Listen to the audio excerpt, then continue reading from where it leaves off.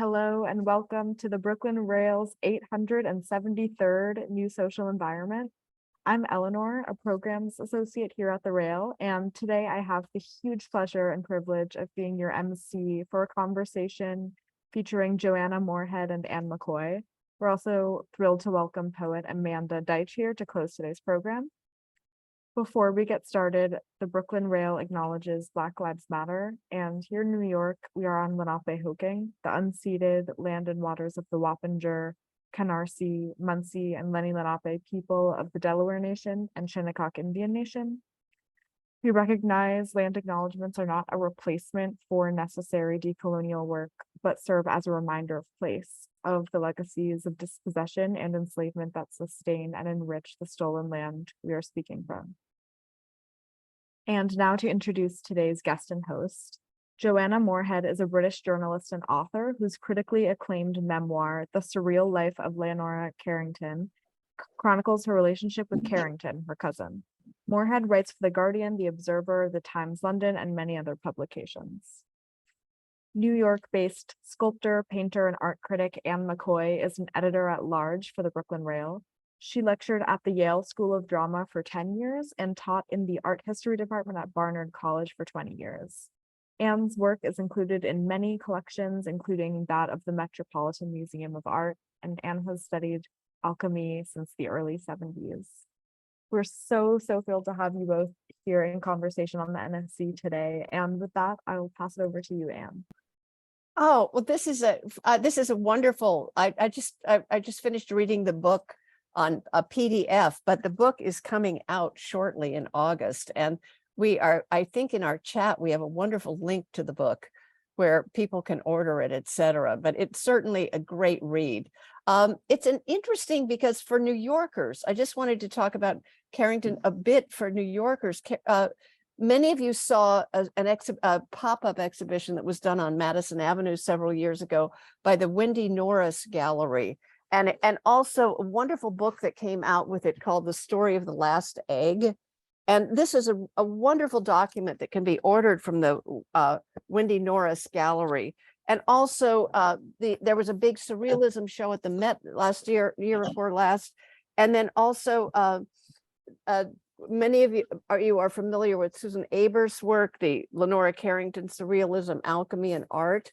But also there's been a huge kind of excitement because a tarot deck of Carrington's was discovered, and a second reprinting of a book on that tarot deck has come out again. So there's a lot of interest among New Yorkers for Carrington's work. I met Carrington very briefly when I first moved here from Berlin in the 70s, when she was living in a basement apartment on, I think, around Gramercy Park.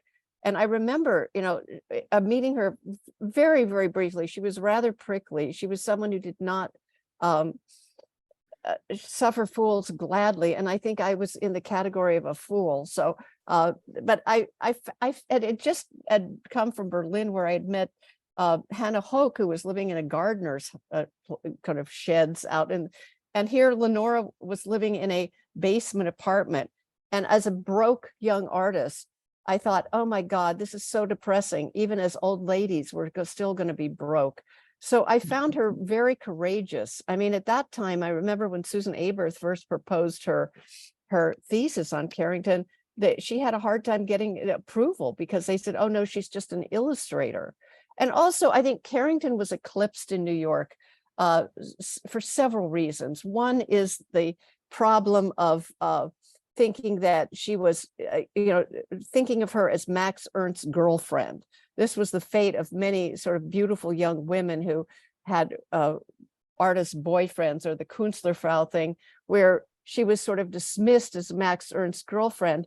And also she lived in Mexico. And although she'd had that amazing New York history, because of Dorothea Tanning, that was also a reason that she was sort of dismissed in a way, because Dorothea Tanning was very territorial when it came to Max Ernst.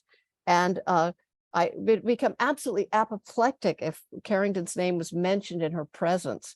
So because Dorothea Tanning was sort of ruling that roost, and had taken charge of that history. That was another reason why I think Carrington was kind of pushed aside. Also, I think that I really wanted to get into Joanna now, because Joanna's book really fills in. There is a lot of Carrington scholarship. Amazing work has been done by Gloria Ornstein, and who hopefully is joining us today, and who knew Carrington for years, and by Susan Aberth, who did some of the first real work on Carrington. So, but Joanna is a journalist. She has done a lot of things, art documentaries for the BBC. She's the arts editor at Tablet magazine. And as a journalist, I think, and also as a member of the Carrington extended family, she really has a window into this other part of Carrington's life that we don't know much about. We see pictures of Carrington being presented at court with her bias cut dress and her plume, and then suddenly it switches to Max Ernst. But the first part of her life we don't know a lot about, and I think that the Moorhead book is really good because she fills in. So I'm going to stop talking now, and I want to start. Joanna, why don't you start telling us, because I can't figure it out. Tell us your relationship to Carrington. It's easier if you say it. Okay, well, it might be helpful to start to have a look at the images we've got as well, Anne, do you think? Yeah, let's start with a book. Start with a book. Okay. Do you want to, is it in the chat where you can order it? I hope so. Hopefully it is, we're hearing. But so this book, Surreal Spaces, is my second book about Leonora. And I can tell you, I didn't really expect to write one book, or it was an early idea of mine when I got to know her to write a book about her. And I asked her if I could do that. And she said I could after she was dead. But for various, the reason I thought of writing a book about her back then was because I wanted to find a way of being in touch with her, because I felt when I met her for the first time in 2006 that this was a woman I wanted to be close to and I wanted to get to know. And I knew from the start that I was extremely lucky to have, this connection to her that meant I could be close to her. So I was looking for a way of coming back to see her in Mexico City, where she was living and where she'd lived for many years. And I thought, well, I'm a writer, I'll write a book. So we talked about it, but then I ended up actually curating an exhibition of her work, which took up the next 3 years. And that again provided me with the excuse I needed to leave my kids in London and head across the Atlantic to Mexico City for some weeks at a time, twice a year, to spend time with Leonora. And then after she died in 2011, I almost didn't write the book at all, which I know sounds very strange, but I'd ceased to feel like a chronicler or a journalist or a writer around her, and felt very much just like her cousin. And for various reasons in my own life as well, I didn't think of writing a book. And then on the verge of her centenary in 2017, really a chance meeting with a friend who was a biographer led to me pitching this book to Virago. It was just one email to one agent, and she took the book on straight away. And that was the book you mentioned, Anne, The Surreal Life of Leonora Carrington. And that was really that book told the story of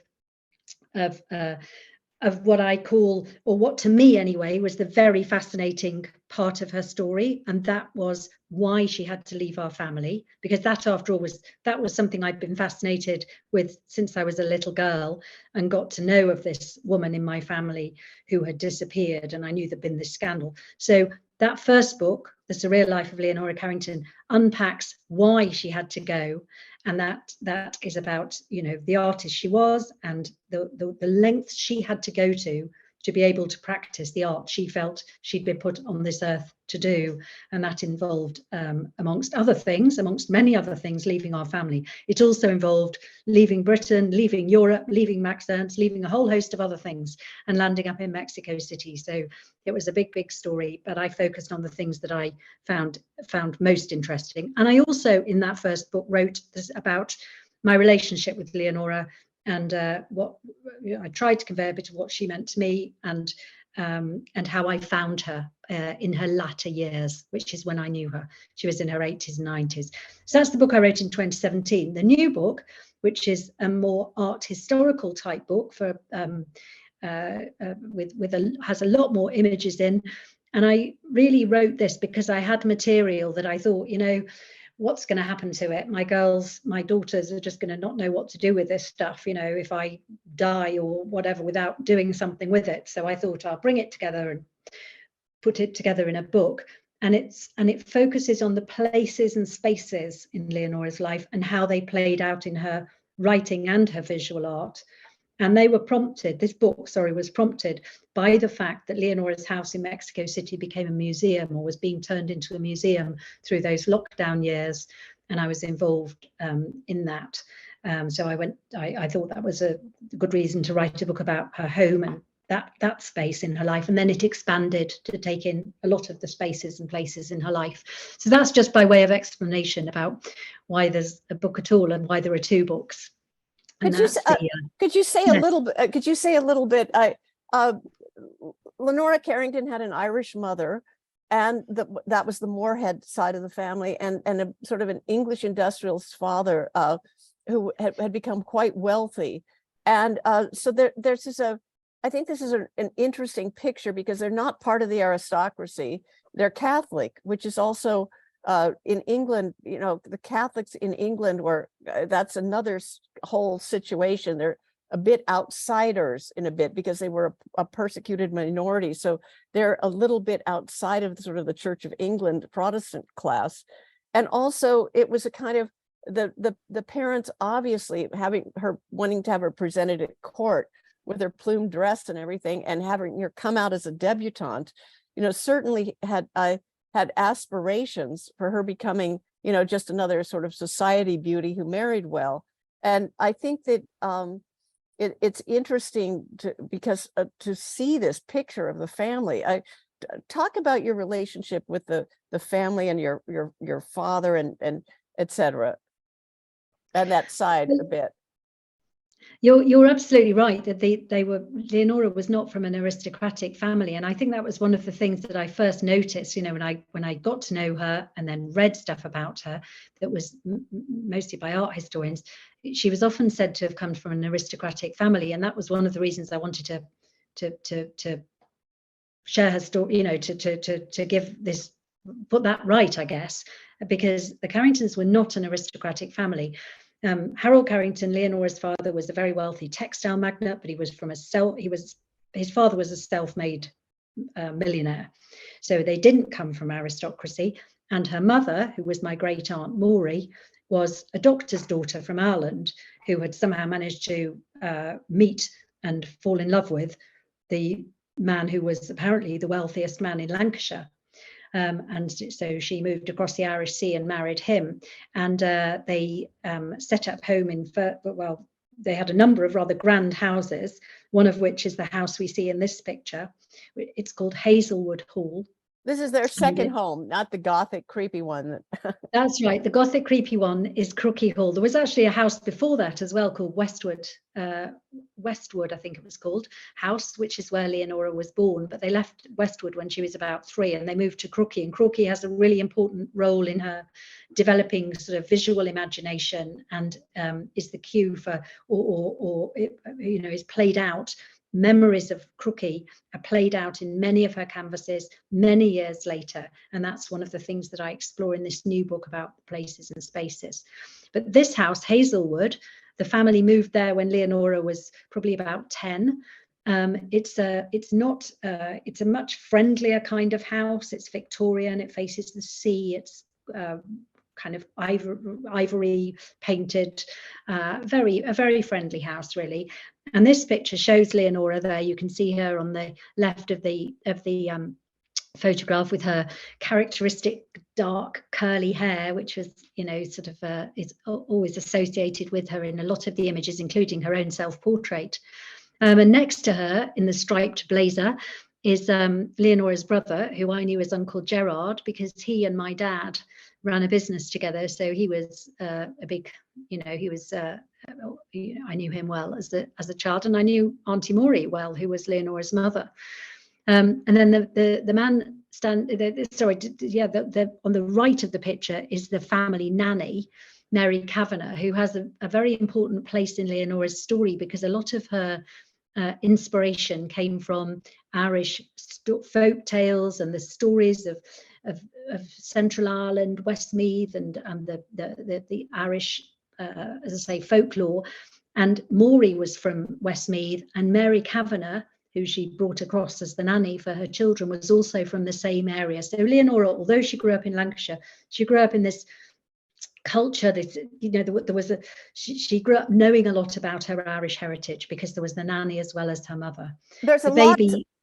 The baby there is, I'll just tell you a bit more, sorry. just a couple more things. The baby there is her youngest brother, Arthur, but the man at the back in that photograph is my grandfather, George. And what happened in a nutshell was my grandfather went to stay with his much older sister, probably on the occasion of this photograph, or quite possibly anyway, and fell in love with the woman next door, and that was my grandmother. And there was a bit of an irony in that, because Auntie Maury really wanted her daughter married off to somebody from this aristocratic family next door. And what happened instead was her younger brother came and married into that family, because my granny's family were rather, rather grand family.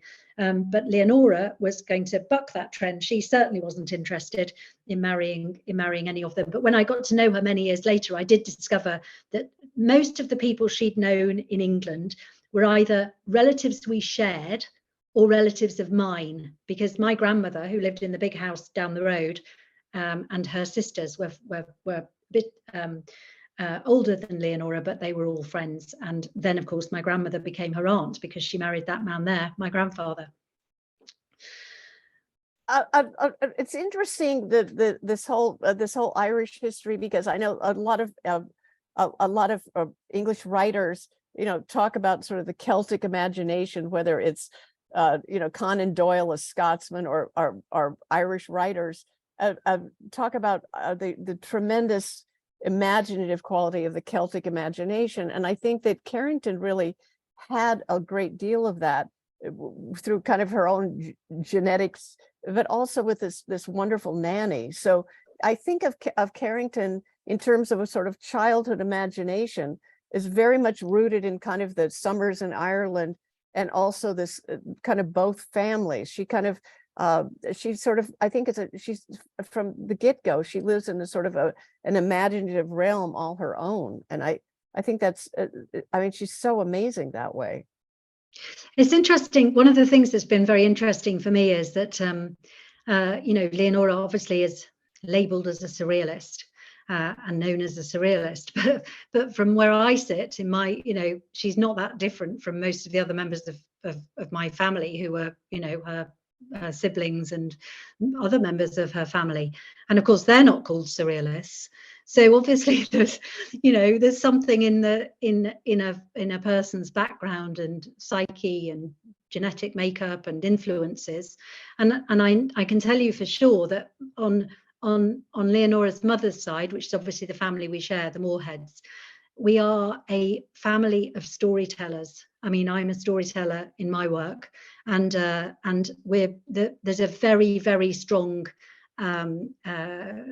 tradition of storytelling, and that played out in different kinds of job. People did different jobs, but so many members of our family were storytellers, and Leonora was a storyteller visually. I think it's part of because the Irish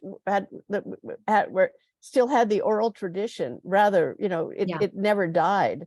I remember when I was young, I would go to Bewley's to have a cup of tea and end up having a 6-hour conversation with someone who'd been, I don't know, the Countess Markowitz's gardener or something. There was a nation of storytellers and talkers.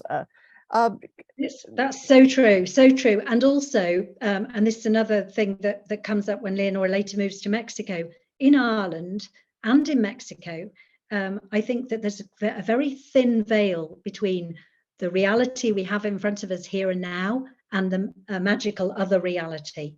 And And it's always felt to me, I've spent quite a lot of time in Ireland, I've certainly spent a lot of time in Mexico now as well, that it was completely by chance that Leonora ended up in Mexico. And yet I can't help thinking that it must in many ways have reminded her of Ireland, because there are certain similarities, both of course strongly Catholic cultures, but also places where, as I say, the magical, the spiritual realm is never far away. You never feel far away in either of these places from it. That's just my impression. And there was a whole tradition of the Irish in Mexico as well. So with the Mexican-American War, I mean, there certainly is that big connection.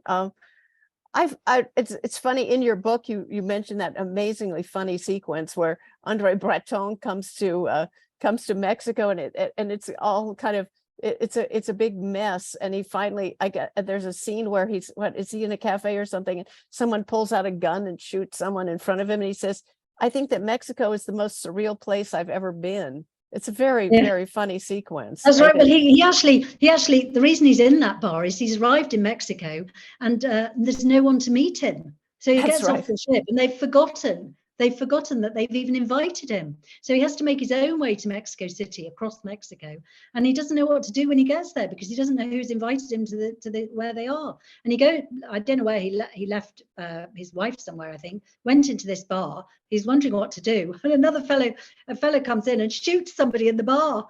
And then when he finally hooks up with the people who've invited him to this conference, he opens his speech by saying, "I don't really know why you invited me to Mexico. There's nothing I can teach you guys about surrealism.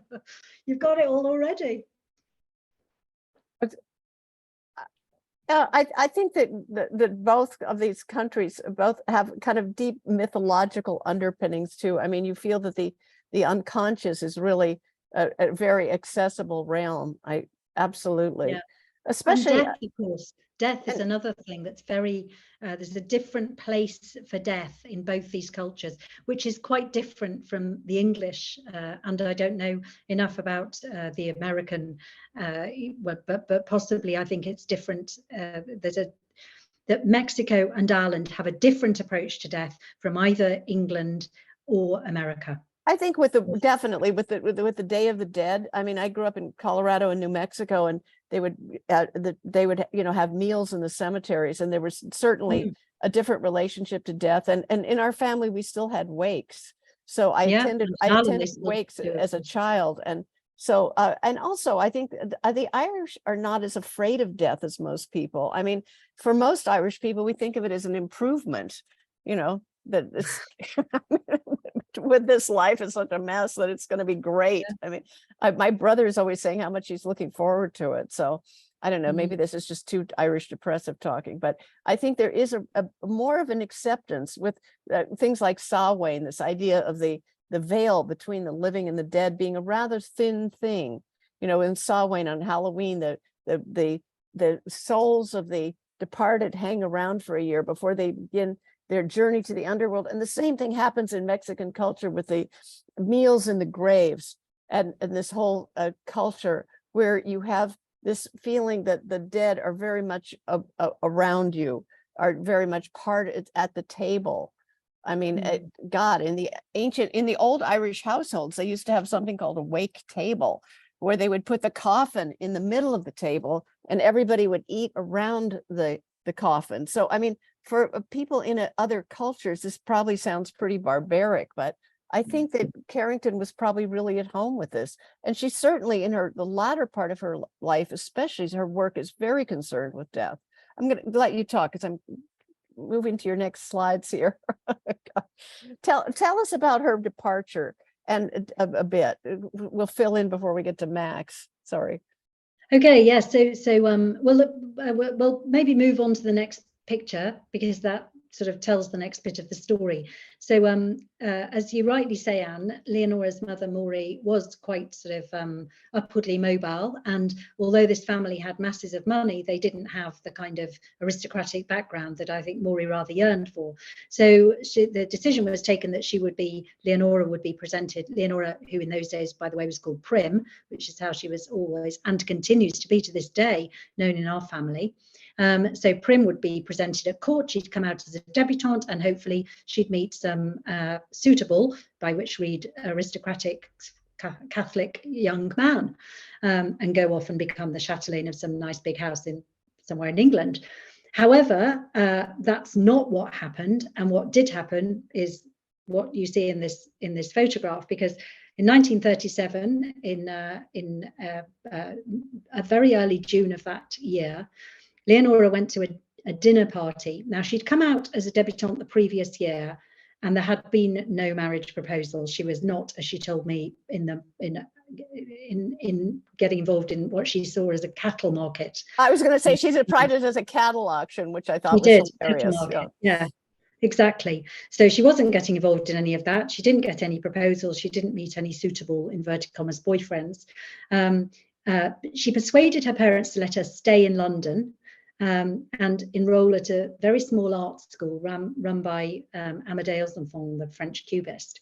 And one of her fellow students at that art school was a woman called Ursula Blackwell. Ursula was married to a man whose name everybody on this call will know very well, Erno Goldfinger. Goldfinger later on would have a row with his neighbour Ian Fleming, which would lead to him becoming the model for the great baddie of James Bond.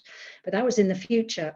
Right now, Erno Goldfinger, an architect, his friend Max Ernst was in town. Max Ernst was already a very established artist. He'd come over from Paris for this first solo show of his work, and Erno said to Ursula, "Well, I'll have him over for dinner." And Ursula said, "Well, let's have a four, and I'll bring Prim from arts, my fellow student from the art school." So the four of them had sat down for dinner, and according to Leonora, and I think Max in his accounts of it, they basically fell in love more or less straight away, and they certainly became lovers very quickly afterwards.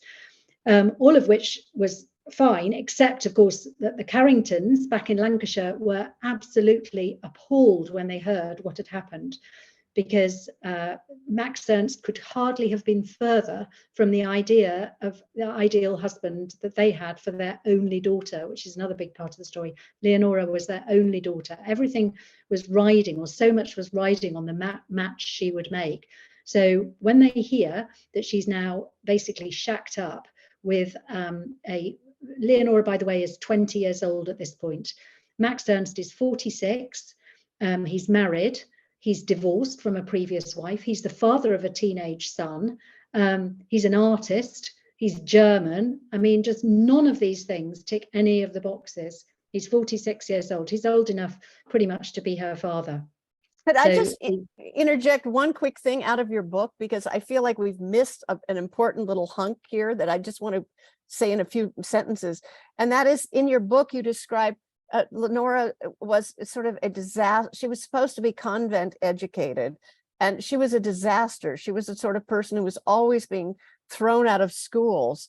And the nuns were just saying, no, we can't cope with her. She was a total rebel, always. And at one point she sent, I think, to Florence and also to Paris for some art classes. So in a strange way, I think that was like this little piece where you get a sense of her being an accomplished, learning to be an accomplished draftsman. You mentioned that school before she sort of meets Max. I just wanted to interject that piece. Sorry. Yes, certainly. It's wonderful in your book. It's wonderful in your book. Thank you. That's kind of you to remember that, to mention. I mean, it's true that she had, she'd always been practicing art from her earliest times. As soon as she could hold a pencil, she was drawing with it, and she always knew that she was an artist. She didn't think that she chose to become an artist. She felt that an artist was what she was to the core of her being, yes, as you say, she was sent to a couple of Catholic convent schools and was asked to leave those schools. And the story she would tell was that the nuns felt that she was being a rebel. She just felt she was actually being herself. She didn't think that the stuff that these nuns saw as being important for an education were the important things. She called it being diseducated, these nuns trying to educate her. So she had a different take, a very different take. Mary Gordon wrote a very, very funny essay. Mary Gordon is also convent educated. Mary Gordon wrote a very funny essay on what it is to be an artist coming from an Irish Catholic background. You know, it was absolutely taboo. I mean, when I told my parents I wanted to be an artist, it was as though I'd said, I'm going to become a prostitute. I mean, I think you have to put it in that context, not just with her family, but within a kind of Irish Catholic context. Generally, this was just not something that was even a remote possibility. Got that? Yeah, Sorry. Yeah, I think that the concept in the Carrington family of what being an artist meant was very far removed from the concept of being an artist that Leonora had in mind. You know, I think that the Carrington parents, when they sort of said, oh yes, great, you know, Prim can be an artist, and they thought what that meant was painting pretty pictures of, I don't know, you know, country scenes or flowers or whatever. They didn't realize that being an artist meant looking at the way everything in the world is organized and taking it apart and rethinking it. They did not see art as earth-shattering, groundbreaking in that way. And of course, Leonora then she left her family and England and went off to join Max Ernst in Paris. And there she found herself at the center of the Surrealist movement. And Surrealism, of course, was more than just an art movement. It was an intellectual movement, and it was precisely about all of this. It was about rethinking structures, rethinking the way human beings live their lives.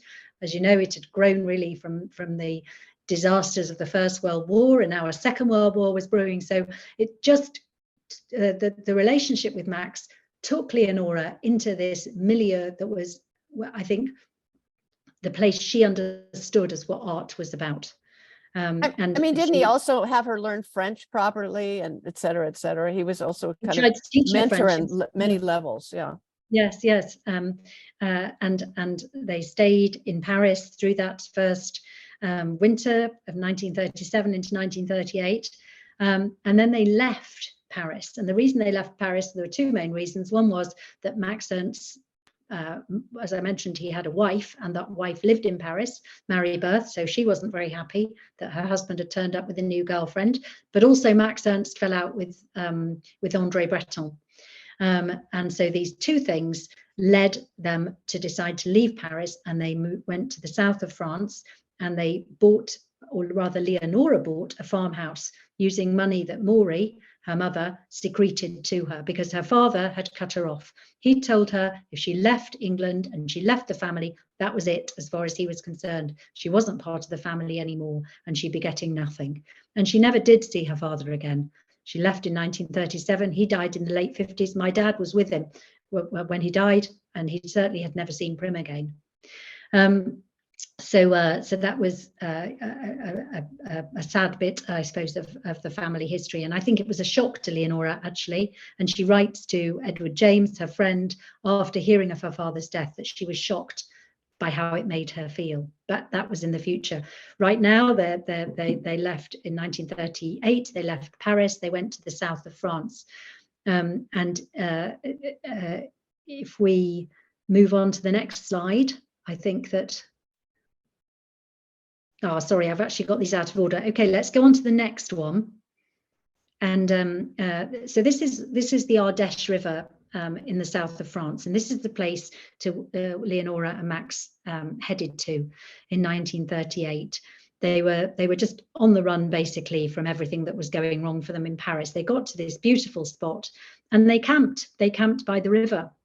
And then, as I say, Leonora's mother managed to get some money to them, and they bought a dilapidated farmhouse on the hillside. If we go on, we'll see that house today. And one of the reasons I wrote this new book was to describe and show images of this house as it is today, because one of the many, many, many extremely lucky things that's happened to me in my life because of knowing Leonora is I've had a lot of access to this house. And for various reasons that are quite complicated to go into, this house is not open to the public, and there are no plans to make it open to the public. But this house, if we just go back to the first one again, maybe, this house is actually a hidden treasure trove of Surrealist art, because Leonora and Max They were in love. They were now away from all the troubles of Paris. They were away from all the troubles of Leonora's family in England. And they just had the summer of their lives here. And the house itself became their canvas. So you can see here bas relief on the outside of the house. Inside the house, the cupboard doors are painted, the walls, there's bas relief. There's a mosaic on the floor of the basement, probably done by Max Ernst. Some of the work, I mean, obviously not many art historians have been in there to decipher it, but I would have thought that many of the pieces, we wouldn't even know if they were Leonora or Max. Some of them are quite clearly Leonora, and some of them are quite clearly Max. In fact, in this piece that we see here on the outside of the building, you can see Lop Lop, Leonora, Max's sort of alter ego there, contained within the male figure, and on the right is the figure who's Leonora. And then if we go on to the image that we just saw briefly there a minute ago, this is actually the bathroom door of that house, and that's a piece that I think is very clearly Leonora, and this. The fusing of a, well, there are three fusings there, aren't there? Because there's a human face, a kind of horse-like body, and then a fish-like tail. Leonora, one of Leonora's big enduring interests as an artist is in boundaries, the boundaries between an animal, well, obviously we are all animals, and she always said that, you know, but a human animal and a horse animal, or a human animal, a horse animal, and a fish animal, or the difference between a human being and a plant, a tree. The boundary between life and death. Leonora is very interested in all of these boundaries. And one of the things that I think is really interesting, one of the reasons why I spend so much time talking about her art, because I think it's a reason why, you know, she's so important today, is that so many of the things that were already for her major concerns in the 1930s and 40s and 50s and 60s are the concerns of today. And one of those things, there are many, but one of them is this business about boundaries, because I think in our world of today, we're much more conscious that there not being these definite differences, but that one type of being, you know, has connections with another, and with the overlap between many different states. So I think that image kind of shows some of that of what she's thinking of. And then if we go on to the other one, the next photograph, Eleanor. Oh no, sorry, oh no, sorry, I'm wrong. There isn't another one of the house. Okay, let's go up. Could we stop for just a second? Okay. Yes. I think that this is an amazing period, and also I think that it's important for readers, and your book is really good in this way, to understand that she was also she was a writer as well. I mean, many of us have read her books, The Stone Door down below, but also she also was an intellectual. I mean, I study alchemy, and the texts that this woman knew about are quite impressive. And I think that people don't realize that she had these very big life. And the alchemical symbolism in her work is really amazing. That's why I would recommend that the Adam McLean series on her, because he really unpacks a lot of that alchemical symbolism. Alchemy is full of these creatures that are part, you know, fish, part man, whatever. And I think that she lives in that world where all of these opposites, all of these different things come together in amazing combinations. I mean, I think of all the artists I can think of, she really lived in the unconscious most of the time. I mean, she's quite extraordinary. Anyway, go back. Do you want to go on to her house? This is so great. Well, that is so true, and I think that one of the great things about Leonora was that she lived such a congruent life. I mean, I'm often struck when I meet people who didn't meet her, and they know so much about her, and what they know is true to the woman I knew. And that's because in everything she did, her writing, her painting, her speaking, her daily living, she was never trying to be anything other than what she in that moment was. you know, she was never, she was always fully herself, I would say. Yeah, I think that is a big part, a big key to understanding her as an artist and as an individual. And as you rightly said, she sort of she had a huge amount of knowledge, and she sort of wore it very lightly. And one of the things that I was always very struck with by being with her was, you know, I'm in my day job, I interview artists, and artists often want to tell you why they've painted this, or, you know, what it's all about. They want to unpack it for you. Leonora was a very sort of democratic kind of artist. She used to say, this is the piece, you decide, it's up to you what you make of it. She wasn't trying to direct people. For her, it was enough to paint the painting or to write the book. But, you know, particularly, I think it's often said, you know, she wouldn't discuss her paintings. Well, it wasn't that she wouldn't. It's just that she actually thought it might be more interesting to talk about what was happening in American politics today, or what was happening in the, you know, store down the street, and whether they had that kind of tortilla today or whatever, you know, just because she lived in the now. She didn't live. And that was another interesting thing for me, getting to know her when I did, which was towards the end of her life. Obviously, particularly when I first met her, I was very keen to know all about these years in Paris and the south of France, because they were this incredibly glamorous and interesting and exciting and fast-moving part of her story. But she wasn't living in that past. It was always me who had to take her there and ask her to talk about it, or pretty much always, often anyway. She was much more interested in living in the now, and I guess that's what happened over the years I knew her. You know, by the last couple of times I was spending time with her, we weren't talking about Picasso or Dali anymore, or Max Ernst. We were just talking about Yeti the dog, and, you know, the here and now, the life she was living. Yeah, and this yes. Oh, a wonderful part of your book. I feel like you're talking and I keep wanting to say, no, let's go back a chapter. The book is so interesting here. I keep wanting to bring up bits of your book because they're fascinating. I mean, the wonderful section in your book where you're talking about her Parisian life with Breton, and the wonderful, one of the things that's great about the book is this tremendous archival photography where you see her with Ernst and Breton and all of these people. And she's usually one of two women, maybe, in the photograph, where all the rest are men. And you really get a sense when you see these group photographs and you hear about her life that she was not simply a beautiful bit of decoration and someone's girlfriend, but that she was really a vital part of this whole thing, and that she held her own with these men. I mean, she actually had a real intellectual relationship with Breton, and she could hold her own. I mean, I think that this is something that you really, you glimpse in the book that's quite interesting. And I think that, as I said, the archival photographs of this kind of filling in this Parisian life in the book are quite wonderful. Sorry, I keep interrupting you to bring you back not at all. That's into very the book, good because it's so amazing. Sorry.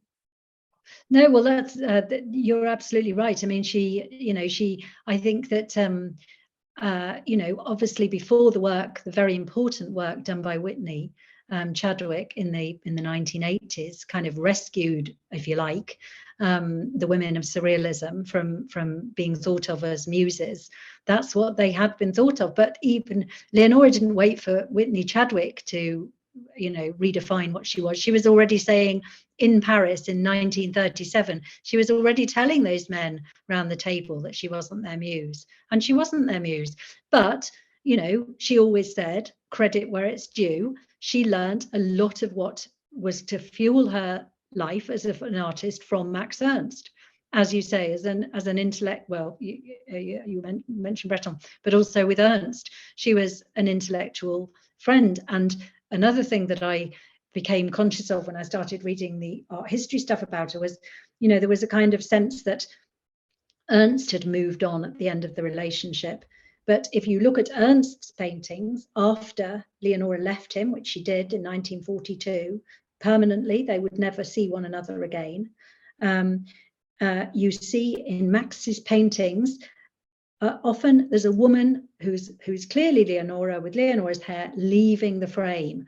And I think that it's far more likely that Max Ernst was was really wounded and really changed by her leaving him. I don't think it was a sense of him just moving on from the latest, sort of young woman in his life. I think he was devastated when she, and I think also that she, it had been a great love, and she always, as I say, gave him his due in her life. But I think that she realized that just as she'd had to leave our family to be the artist she was, that actually she had to leave Max as well. She couldn't live under she would always, I think, she felt, I think, that she would always have been overshadowed by this very well-established male artist who was so much her senior. I think this is such an important point that you bring up in the book. This is such an important point. And she was ahead. The thing is that we now all know what happened. And of course, in the end, Frida Kahlo did become more famous than Diego Rivera, and other artists, have had to struggle. But but it is always a struggle. But Leonora saw it coming. She didn't wait. She saw ahead. And I think that that was a very smart move, probably on her part. But it was a hard life as well. She would have had, if she'd stayed in, so she and Max, where the story goes after we've just left them in the south of France, Max is imprisoned because he's a German, and now the war has started. Leonora flees. She goes into Spain. She ends up spending some time locked up in an asylum, which is a really terribly difficult part for her of her life. But she emerges from it and manages to get away to Madrid, all on her own. And in a bar in Madrid, she meets somebody who Picasso had introduced her to in Paris. And this is a Mexican called Renato Leduc. And she tells him her story. And she's really at the end of the road. She just doesn't know where she's going to go from here. And he says, get yourself to Lisbon, get yourself to the Mexican embassy, which is where I'm going, and I will marry you and take you to Mexico. And that's what happened next. And that's how Leonora ended up in Mexico via New York, because they went to New York. She did bump into Max Ernst again on the way. He had got away from his prison camp where he was being held, and he'd got to know Peggy Guggenheim, and they were now lovers. Although Peggy was perfectly aware that Leonora was the love of Max's life, and makes that very clear in her memoirs. But then they all decamp anyway. They all go over, as so many artists did in the Second World War, to New York. And the point I wanted to make there is that if Leonora had stayed in New York in 1942, she could easily have ditched Renato Leduc at that point, never gone to Mexico, stayed in New York, maybe left Ernst, maybe gone back to him, who knows? But her career would have been much more firmly established.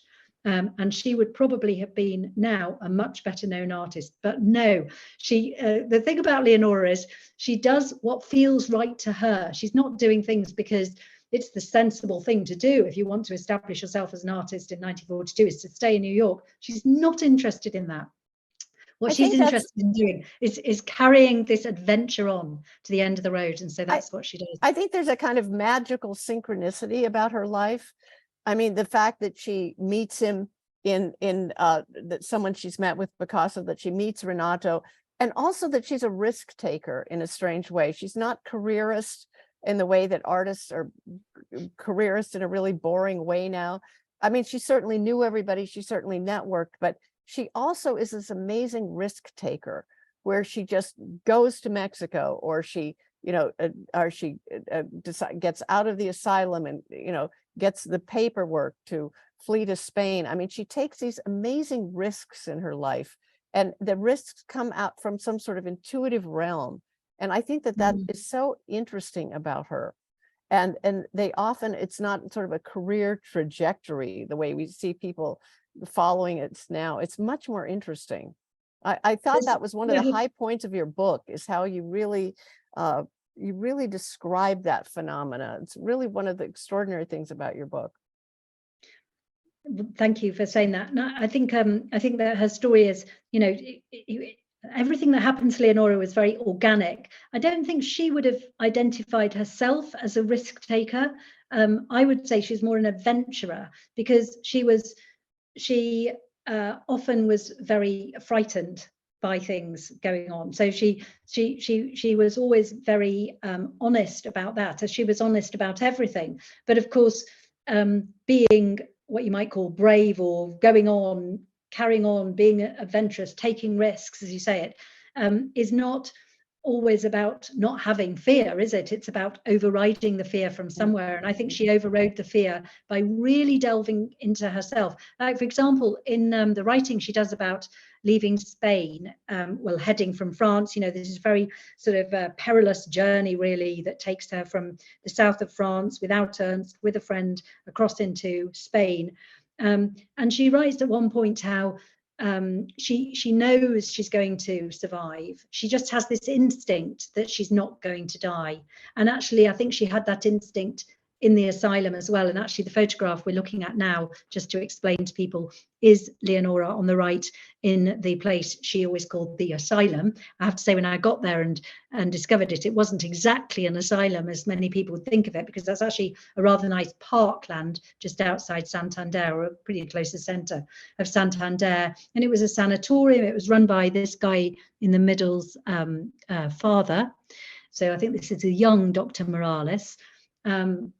And I think that Leonora's parents, who were clearly paying for her to be in this rather exclusive sanatorium, thought that it would be, you know, a place where she would be kept safe, because the war was now going on and Europe was not a safe place for their 22 or whatever she was year-old daughter to be. But unfortunately, it wasn't a safe place for her, because this guy Morales Senior, was experimenting with what would become electroconvulsive therapy, and Leonora was given very traumatic treatment that led to her having seizures. And the family sent the woman on the left. We've seen her already in this slideshow, because that's the nanny. Although I wonder if it is the nanny, because she looked a lot taller in that other photograph. Anyway, she is. It's Mary Kavanagh, the nanny. Whether or not that's her, she did definitely go to Santander to try and get Leonora to come home, but Leonora wouldn't come home. And it was after that she travelled to Madrid, got away from the asylum, travelled to Madrid, and met Renato Leduc. I mean, wasn't she sort of threatened? Wasn't there a sort of threat that she was told that she would be sort of taken to Latin America and put into another institution? I mean, there was some really ominous threat there. Would you elaborate a bit? Yeah, well, I think she was, when she was in Madrid, she was being sort of in the care of people who were business colleagues or whatever, or business partners or business associates of Harold Carrington, and those people didn't treat her very well. There was also a family sort of plot. Again, I mean, I think, to be fair to the family, I think they were very, very worried about her. They sent the nanny to try and get her to come home, and she wouldn't go home. You know, this was a continent at war, and she was their only daughter. I don't think they were just sort of trying to think, what can we do with this terrible woman? I think they were trying to think, how can we protect her? And there was a plan to get her to go to, I think it was actually South Africa. But she managed to get away from that. And one of the things she used to say was she had to leave Europe because she had to get away from two things: Hitler and her family. And of the two, the scariest was the family. Oh. Anyway, she did it. It's so interesting. I mean, we really now look at psychotic states. We look at these other kinds of states, and I think that in a modern context, she probably would have just been sent to a Jungian analyst or something. But I mean, these horrible mental institutions and this fear of being certified for being different. I mean, it must have been very frightening for her as a young girl. Oh, terrifying, absolutely terrifying experience. I mean, she, we used to talk a lot about her life, as I say, in all these hours in Mexico, and this time that I spent with her. But she you could see the pain for her in if the asylum was mentioned. The things that had happened there had taken her to her lowest ebb, I think. And she still found it really painful. It's interesting that Breton read down below. I think it was translated, it was written in French and then translated, and he thought it was brilliant. I mean, I think that in a strange way that this descent into madness was, I mean, Breton had worked, of course, in with shell shock soldiers in sanitariums after the war. So he, I think, really sort of looked at this history of hers and understood the voyage into the that she had been on, how painful it was, and going through sort of into the sort of what the mouth of madness and hell, and coming out the other side. And I think that in a way that she probably got a great deal of support from him in a way that other people didn't give her that kind of support. And as you say, her, writing from the state of being inside what was being called madness was something that not many writers have done. And of course, the Surrealists have been very interested, as you say, in the state of madness, but she'd actually experienced it from the inside. And then her book down below, her short story down below in particular, unpacks that. And as you say, it was, you're right, written originally in French from a series of interviews that she did with a psychiatrist, I think. So that's how that book came about. Shall we, I don't know how much longer we're going, should we just quickly talk about the house in Mexico? People have asked in the chat about her relationship with Remedios Varo too. So if I don't know if you were reading the chat, but we could kind of just don't forget that. Okay. Do you want to talk about Remedios? No, you talk about it. You're the expert. Okay. Well, it fairly neatly takes us to this part of the story. So all of that stuff that we've been discussing happened in a pretty short amount of time between 1937 and 1942. And then from 1942, Leonora is in Mexico City. And in Mexico City, she pretty much stays for the rest of her long life, because she died age 94. However, as you rightly say, Anne, there was a period, a long period, when she spent a lot of her life, maybe the majority of her life, in the US. And that was when she was in her 50s, 60s, and 70s. And that's a huge story in itself. And as you say, or I think you were saying, it's incredibly impressive to think of somebody at that time in the 70s, 60s, and 70s. Leonora was not very well known. She did not have a lot of money. It would have been much more, she'd have been much more comfortable staying in Mexico City, but she pushed herself, as she always did, out of her comfort zone and went back to New York and lived in Chicago. However, I remember that basement apartment was so, I thought, oh my God, this is very modest, is beyond modest. And I just remember she was sort of talking about how tight her budget was, and sort of, and I remember the poverty, and the sort of, I thought she was very brave to do this as an older woman. I really agree. That was all, always in my mind, or often in my mind as well. And on the wall of her house in Mexico City, which we're seeing some pictures of now, in fact, on the bookshelf, she had a book called How to Survive in New York on $1 a Day. Yeah. And that was the book she lived. That book had kept her going, kind of thing. It wasn't, she told me that she used to sometimes eat ice cream because it was just the cheapest way of getting some sugar into her. She was absolutely not the famous artist at that time, and she was always curious. She was always pushing herself. But anyway, she did. Mexico City did remain her kind of anchor, because she didn't stay with Renato Leduc, the Mexican. They separated and divorced after they got to Mexico City in 1942. And a few years later, Leonora met the man who would be her husband, her substantive husband. And he was a photographer called Cheeky Weiss. And they went on to have 2 sons together. And the first time I visited Leonora and met her for the first time, which was in 2006, Cheeky was still alive. So I met Cheeky as well.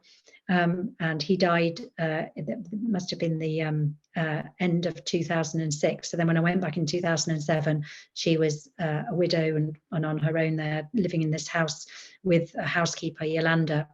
But the important thing about the house is that this house that we're seeing photographs of now had been her kingdom, her base, her place for most of those 60 years. So she had pretty soon, in the 1940s, certainly by the mid-1940s, she was living in this house, 194 Chihuahua, in the Roma district of Mexico City. And it was in this, it was in this house that this house became the center of a new group of artists who were, like Leonora, kind of emigres from war-torn Europe, artists who'd fled from Europe because of the war. And this group included the person whose name you just mentioned there, who is a Spanish painter called Remedios Varo. And there was also a photographer called Kati Horner, who had a childhood friend of Cheeky Weiss, who had also grown up in Budapest. So they became this very tight-knit group, very close group of friends who were all artists and writers. And they really became Leonora's new family. And in fact, all of these people had left their families had either been wiped out by the Holocaust or the war, or they had, like Leonora, left their families and couldn't return to them for whatever reason. So they were each other's families, and they were very, very close. The children of the couples were raised together and were more like siblings. And it was fascinating to be in that space, and to be still in the space where all of these conversations had happened around that very table in Leonora's kitchen, which was still to the end of her life. This was the center of her world, this kitchen in Mexico City. Anybody who knew her, who was lucky enough to meet her, that's where you'd have sat and chatted with her.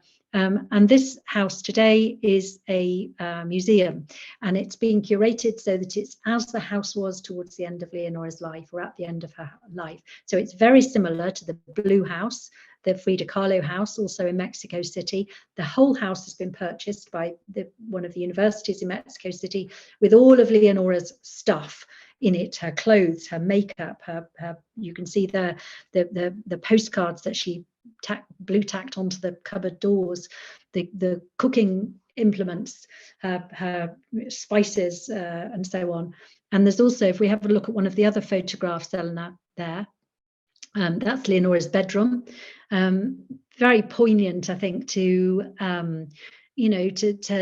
to be able to see, to stand in the space that was Leonora's really most private sanctuary, her bedroom.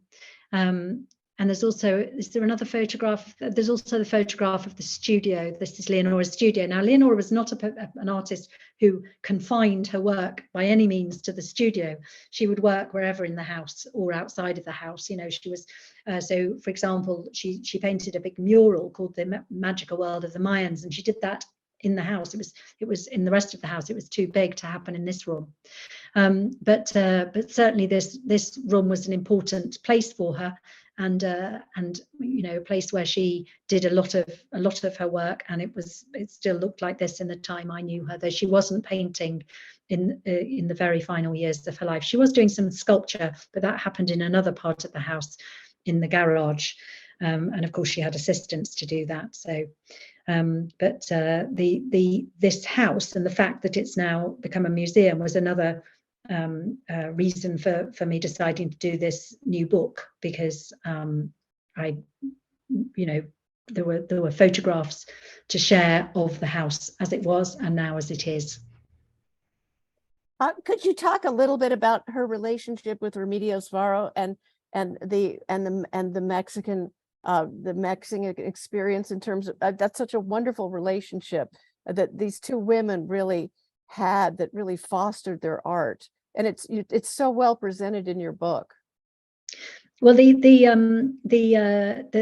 relationship was, I mean, Kati Horner was a very important member of the group as well, the three of them, but they were, Leonora and Remedios and Kati, they would spend such a lot of time talking about the things that were important to them. I kind of feel, in a way, what they were doing was, they'd all, well, certainly Remedios and Leonora, of course, had been in Paris, and they were sort of continuing the way the Surrealists worked in Paris, that they would spend hours sitting at a cafe table discussing things, and then they'd go away and do their art. But the discussion was as much part of what their lives were about as the art they were going to produce. Sometimes with Remedios Varo and Leonora, you see paintings that are very similar, that probably have their origins in the same set of conversations.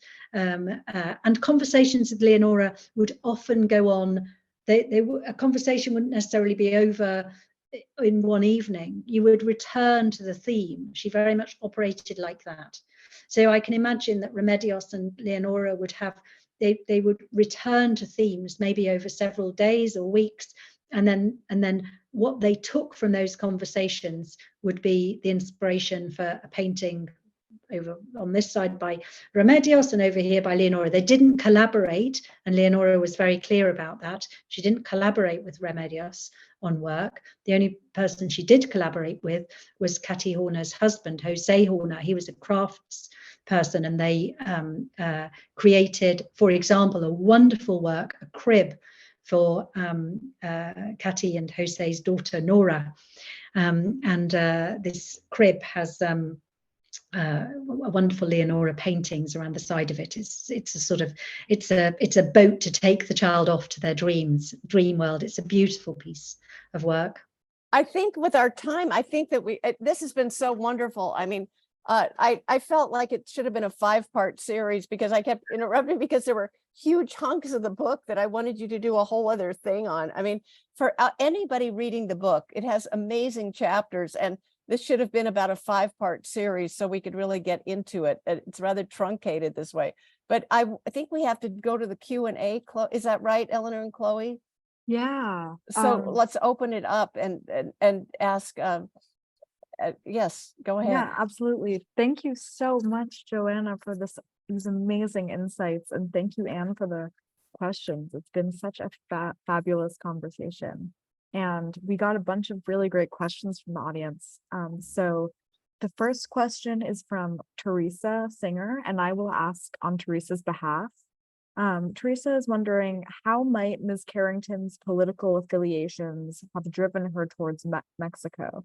I found it interesting that Ms. Carrington's first show happened in 1948, around the time abstract expressionism was taking hold in New York, and then she had her first show in Mexico in 1950. Was it because she was a woman that made it difficult for her to get a solo exhibition in Mexico? I mean, I don't know how easy it was for any women to get solo exhibitions in Mexico in the 1940s and 50s. I can't remember if this is right, but isn't it the case that Frida Kahlo's, she didn't have that many solo exhibitions? Just before she died, she was having a solo exhibition, if you remember, that she was taken to, wasn't she, when she couldn't walk? And I think she was taken there on a stretcher, if I'm remembering correctly.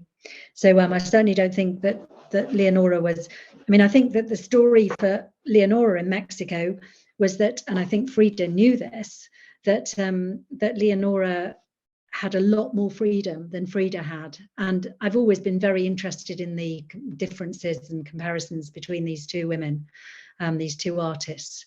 And it seems to me it's very interesting that Frida Kahlo spent her whole career and her whole life trying to in many ways separate herself from the expectations of Mexico, and to a large extent she did, but I still think she maybe couldn't in some ways, because she just was of the place. And Leonora swans in, and she's from advantaged, privileged England, and she can invent herself and become who she wants to be in Mexico. And Frida Kahlo certainly said some rather, she talked about these European bitches who've arrived in Mexico City. You know, she wasn't necessarily thrilled to have Leonora and co there. And I think it was more difficult probably for Frida, but difficult for both of them. So I'm not sure if I'm completely answering the question, but certainly,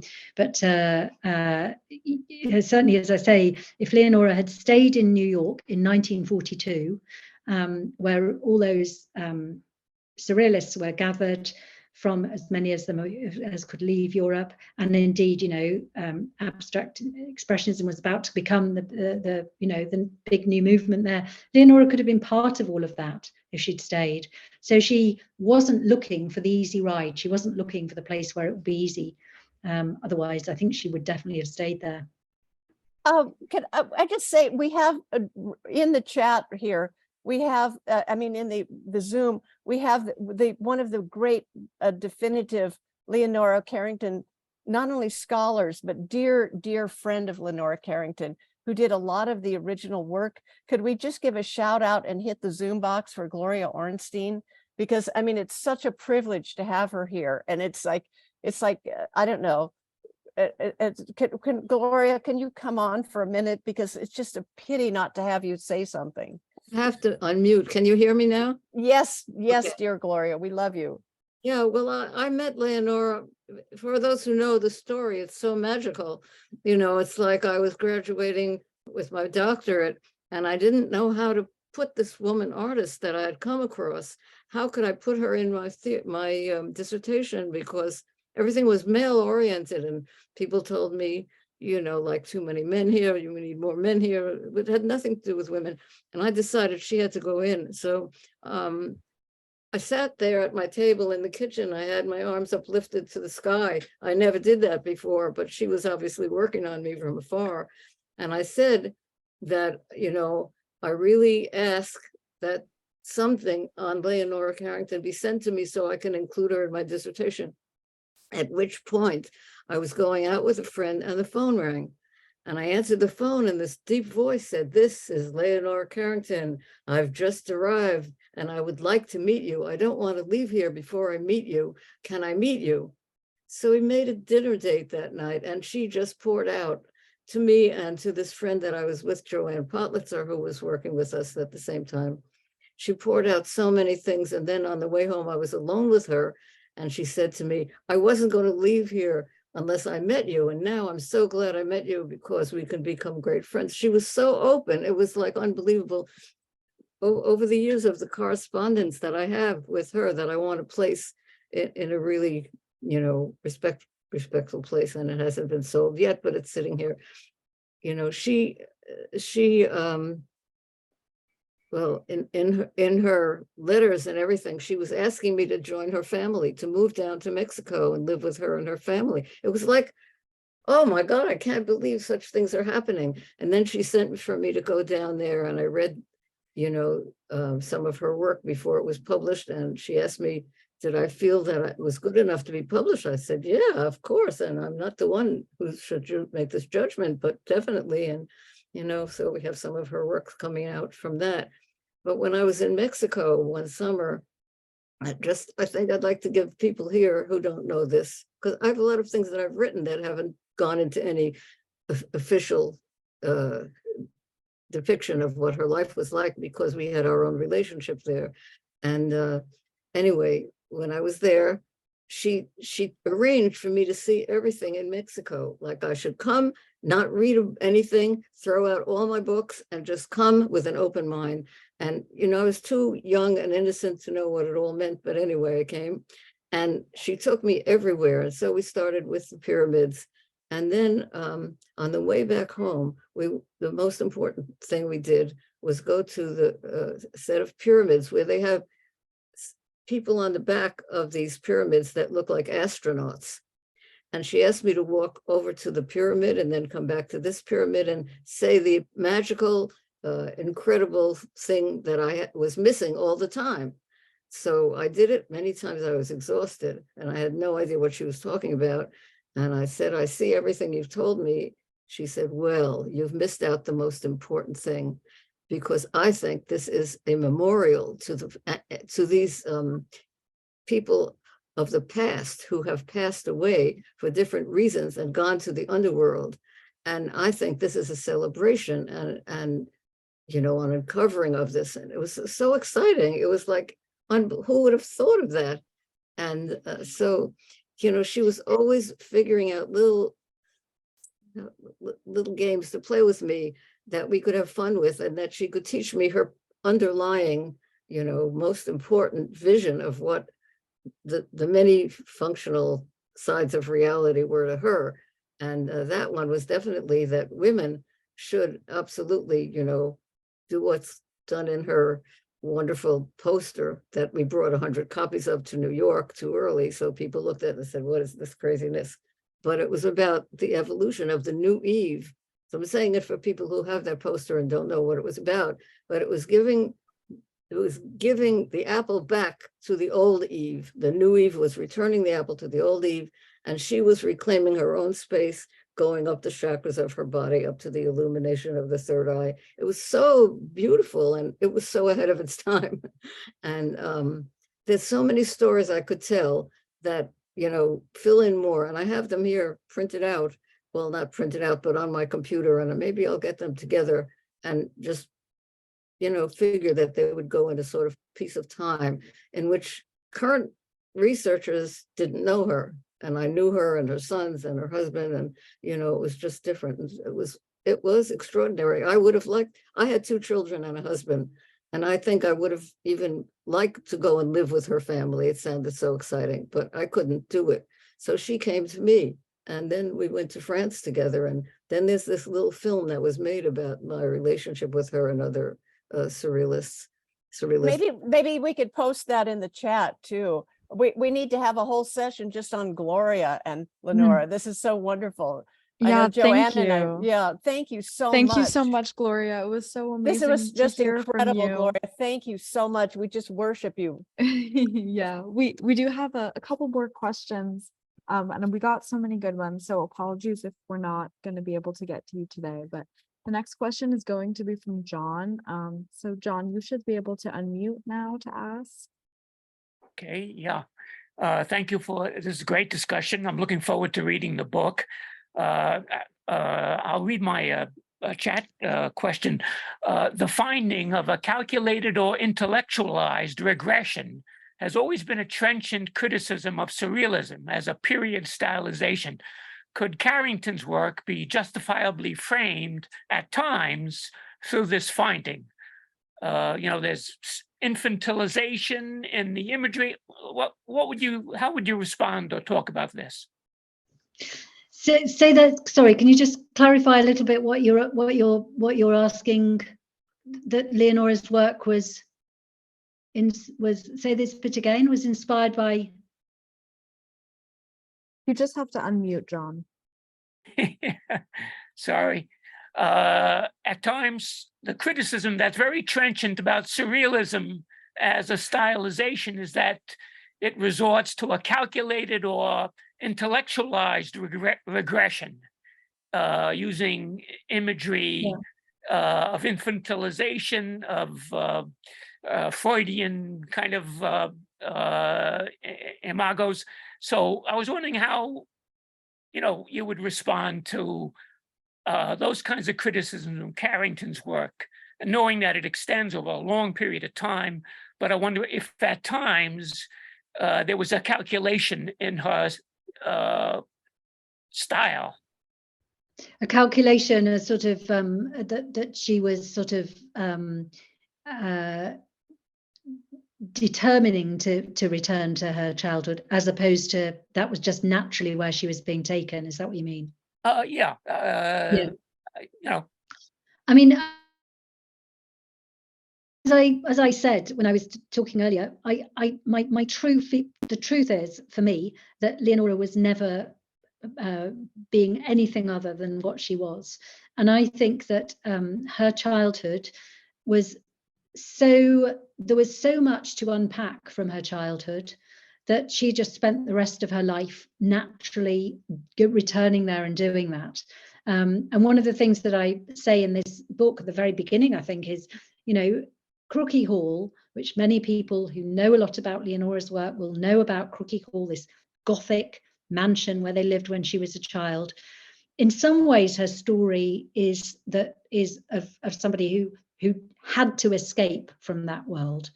But in other ways, her story is of somebody who's constantly returning to that house and that imagery and that story and unpacking it in her visual art and also in her written art, in her writing, many, many years later. And I don't think that was any concoction on her part or any, she was doing it because she felt she should or it was good for her art. I think that her art was about her trying to understand what being a human being was about and what mattered as a member of, as a human being, as a person, as an animal on this planet. And I think that for her, childhood was the drawer that she needed to keep going back to unpack. She said late in her life, quite late in her life, she said, "I'm as much of a mystery to myself as I am to others." So she never, and she was very honest about the fact that she never worked it all out. But I think that she felt that childhood was where she might work some of it out. Amazing. Thank you so much, Joanna, for that. Thanks for the question as well, John. Thank you. Yeah, our final question today will be from Fong. So Fong, you should be able to unmute to ask. Thank you so much. Yes, thank you so much for the wonderful conversation, Joanna and Anne, as usual. And I was thinking about Artaud for some reason. There's maybe two questions here. I was thinking about Artaud because he too have gone to Mexico and then consequently went to Ireland before he came back, and he was put in the straitjacket, sent to asylum already, must have been in also late 30s. And I were wondering whether any kind of relationship there between Artaud and Carrington, just because not what they have suffered differently or similarly in their mental conditions at the time, but just because the connection to surrealism and of course with Breton. So that's my first question, and then I follow the second one very short, very soon. Well, I'm not aware of that connection. Obviously, that doesn't mean there wasn't a connection, but I'm not aware of it.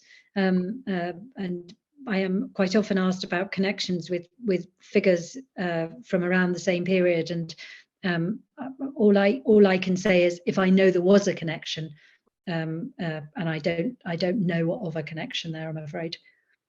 Okay, and do you have anything to add to that, or? No, I just, as I said, as I said, we needed like a longer time because this book has so many sections and so many wonderful vignettes that I kept wanting to pull more of them in, sort of like, I think it was wonderful, and I would recommend everybody getting it and reading it. I certainly enjoyed it. So thank you, everybody, for. Thank you. No, I was thinking in part because I have a lengthy discussion with, my late friend, the both of them, Leon Gollop and Nancy Sparrow, but really Nancy, because Nancy and Leon lived in France in mid-60s to the late 60s, where theater of cruelty was a very important to Nancy, the time when she no longer paint with oil.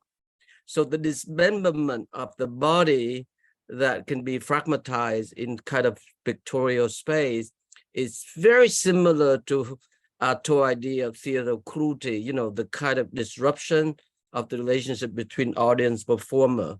So I was thinking that because there's a certain theatrical dismemberment in her own way of assemble parts, animal parts, human parts, and whatnot. So just a quick question, but I wanted to ask the second, which is an interesting one, because to your point, to your question, John, about how the certain syntax and context, what surrealist interpretation can be, located to elevate some visibility of a certain artist. And I just want to share with you, maybe you'll remember, it was in 1990, I was in New York and read New York Post. It may have been the front page, but it was Madonna in the height of her career, outbid a very important self-portrait of Kahlo in 1990. So because of her fame, all of a sudden, everybody is running after Frida Kahlo after that. It's so fascinating to me. So that's just one side note. But the question is really about the relationship also Kahlo and Carrington. I wonder whether they have intimate relationship besides within the context of the Surreal Circle. Whether they have. That's a Joanna question. Joanna. Do you mean a friendship? Or even in some sociability, their mutual interest in mutual friends and context, they were traveler, they have amazing friends with remarkable people of that period.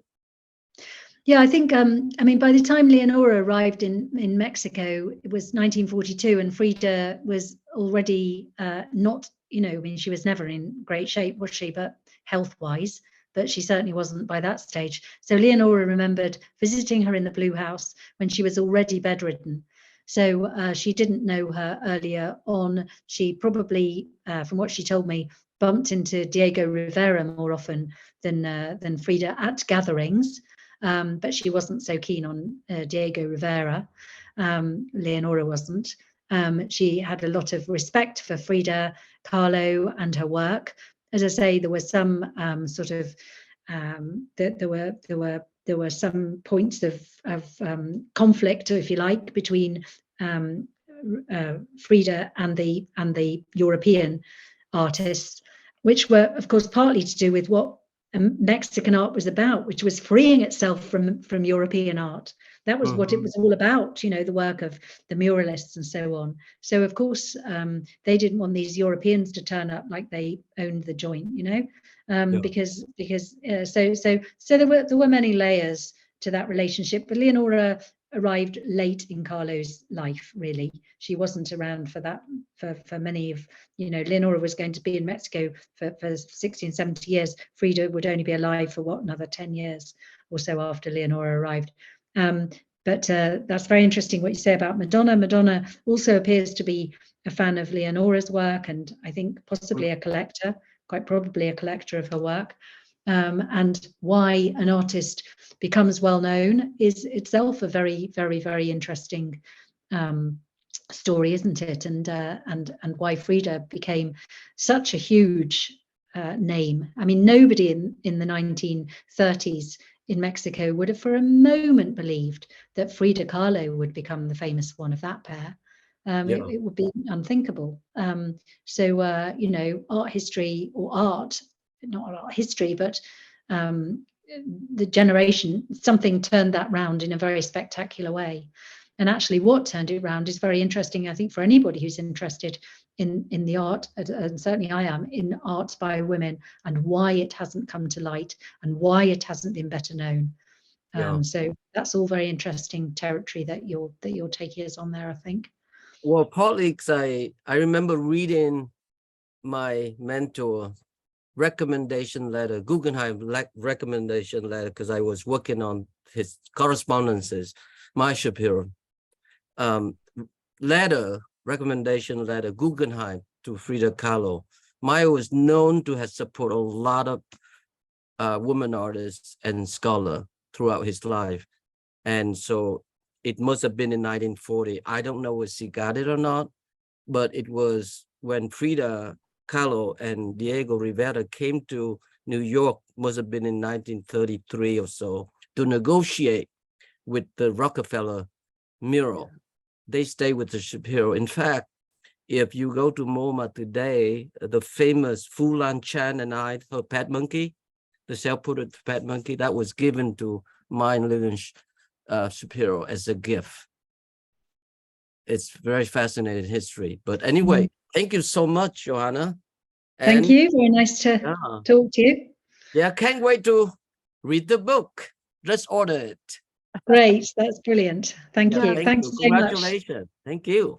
Thank you so much. Eleanor. Thank you, Fong. And thank you so much again to Joanna and Anne. And thank you, Gloria Ornstein, for that wonderful Gloria. vignette, Gloria. Yes. Thanks. That was really great to hear Gloria. Actually, I have to say, I haven't seen Gloria for quite a few years. And it's wonderful to see Gloria looking so great. Thank you. Yes, amazing. And I'm so excited now to move over to the poetry that will conclude our conversation today. I'm excited to welcome our poet laureate of the day, Amanda Deutch, to the stage. Amanda is a poet born and raised in New York City. Her poetry has been published in the Brooklyn Rail and elsewhere. Recent poetry collections include the chapbooks Wild Anemone, Bodega Night Pigeon Rat, and Surf Avenue and 29th Street, Coney Island. An artist book of poems of wild anemone is forthcoming in collaboration with the artist Sarah Nichols. Amanda lives in Brooklyn, where she works as the executive director of Parachute Literary Arts. And over to you, Amanda. Thanks, Eleanor. What an honor to follow this program. It's been incredible. And I just want to thank Anne and Joanna, and thanks to Eleanor, and thank you, Carolyn, who asked me to read, and Anselm Berrigan for selecting 5 poems from this collection for the Brooklyn Rail's July-August issue, and Vong and everybody at the Rail for all that you do. And I'm just going to change my screen for a second. Let's see how I can get the gallery. Okay. So as it said in my bio, these poems, there actually are some connections. Joanna mentioned the spiritual realm is never far away. And I don't like to talk too much before I read, but I'll just say these poems came really organically. They're from a collection called Wild Anemone, which is, and all the poems take their names from New York wildflowers, native flowers, weeds, and trees.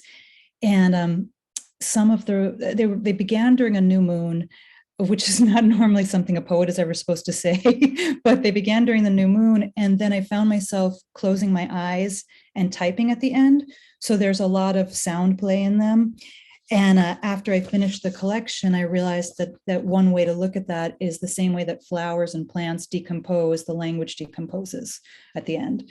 And this is the first time I'm reading them out loud, so it'll be interesting to see how those things sound out loud. And the artist book is coming out in 2024. Dense blazing star, you announce me. A corporeal crop of whistles and chirps moves the dial in sync. This is the time when pain is fruitful and swooning is ultra acceptable. Tell me, did you find what you were looking for at the supermarket? Leo, Ais, Alsk, Wiund, us. Chickweed. A weed is what you called yourself yesterday, you witchy babe. Pift, kisaik, enoughness. Slink, sling, slay. Common crown vetch. A coronation, crone, kvetch, caress. Don't drown this prosperity mindset. Call 1-800-KISS-ME. Say something, new moon. Eastern redbud. Claim my seat, my sea, claim it as another, though it is all me. The sea, seat, my other eye, you know, has to be a multiverse. When the rain so doesn't stop, and you are on an island, archipelago, not of our imagination, and you have lived on another island with no radio, but similar weather, with another eye. The sea was not ours, not mine at all when I was over there, but here it is now. Field bindweed. You know what they say. They say, don't you? Sow it up, plant the seed. Who cares? On the television, they all talk, and so do you. Some simple semblance of Daphne's, but invasive. You may spend all your lives pulling this one up, and so what? New York ironweed.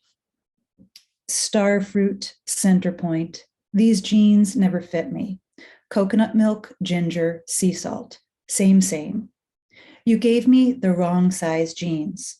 Softly, softly, wash me, watch me, eat the fruit. Softjij, eduit, sidfixed ye.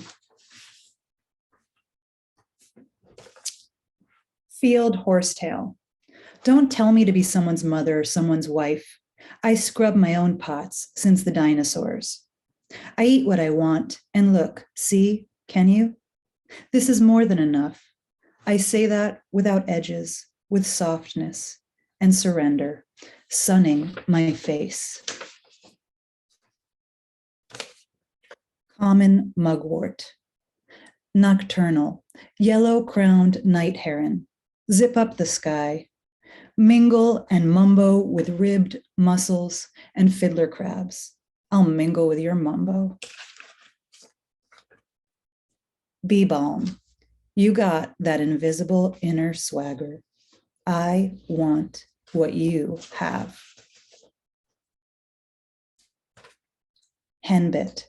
Eat the weeds and all the other things too. You taste good and have no known side effects. Tubular, right on, rad, pink, red, purple. You invade me. If you know, you know.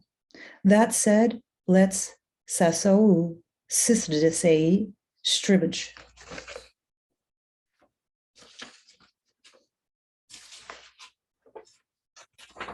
Wild geranium.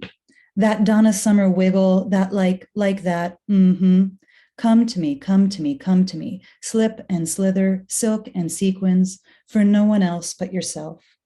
Saturday night in the apartment, dancing for no one but you. Eyeshadow on, lipstick on, music. Amuse-bouche, amuse me. Muses come to me in the silence of a New York night. Shh, see, efkjo, dividju, dui, akjivid. All right, there's two more. Smooth hawksbeard. By the roadside, neglect me and I will thrive. Vacant, abundant, diurnal. Alongside the road, I will feed you what you need. Dohihi, sheki, do it. Via if it, hey, would you?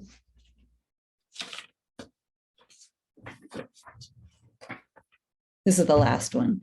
Seaside goldenrod. Salty witch is which? All of them. Everyone is a little afraid. Please tickle them. I am becoming a very large woman. That's it. Thank you so much.